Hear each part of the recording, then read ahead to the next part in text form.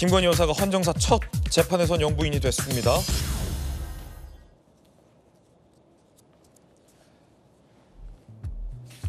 수용번호 4398 검은 정장 착용 재판 시작 전 30초 촬영이 허가됐고요. 첫 재판은 40분 만에 종료가 됐다고 합니다.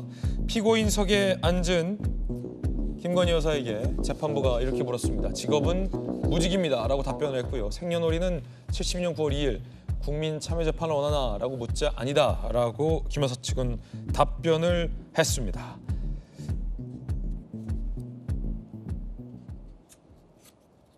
자, 이렇게 헌정사상 처음으로 영부인이 피고인 자격으로 법정에 서는 모습이 공개가 된 건데요.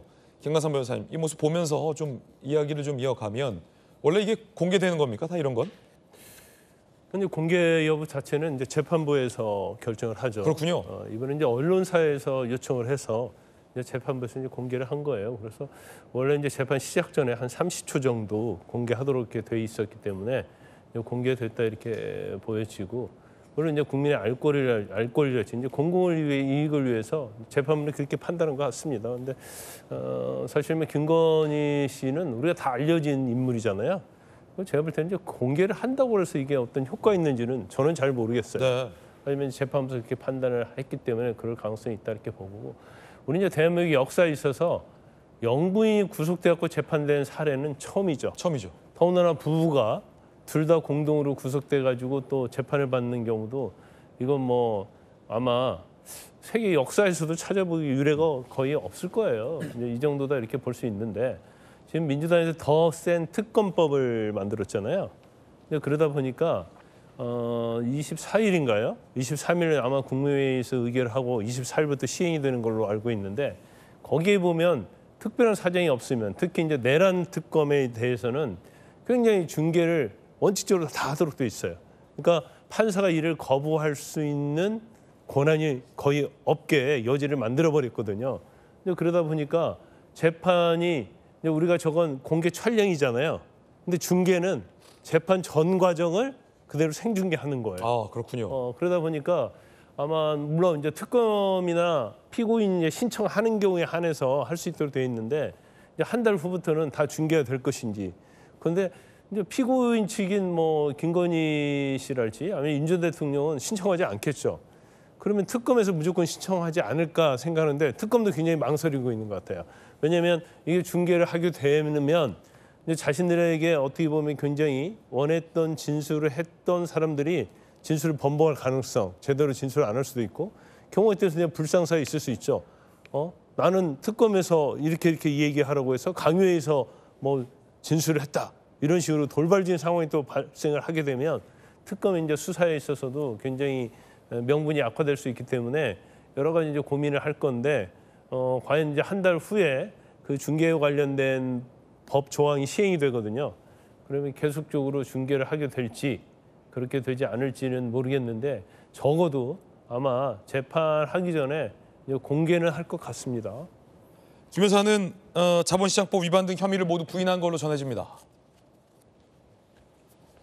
특검이 적용한 혐의는 이 도이치모터스 주가 조작 의혹과 관련해서 자본시장법 위반 혐의, 그리고 명태균 의혹과 관련해서 정치자금법 위반 혐의, 명품 가방 목걸이 수수와 관련해서 알선수재 혐의 등을 적용했습니다. 자본시장법 위반 관련해서는 공부한 바 없다라고 부인했고요. 명태균 관련돼서는 요청이나 지시하신 적이 없었다라고 부인했습니다. 알선수재 의혹과 관련해서는 물품이나 청탁이 전달된 바 없다라고 부인을 했습니다. 성춘 부의장님 어떻게 보십니까? 저는 저런 부인한다고 해도 끝까지 버틸 수 없다라고 보고요. 그리고 김건희 여사나 윤석열 전 대통령의 재판은 당연히 국민들에게 공개가 되어야 된다고 생각합니다.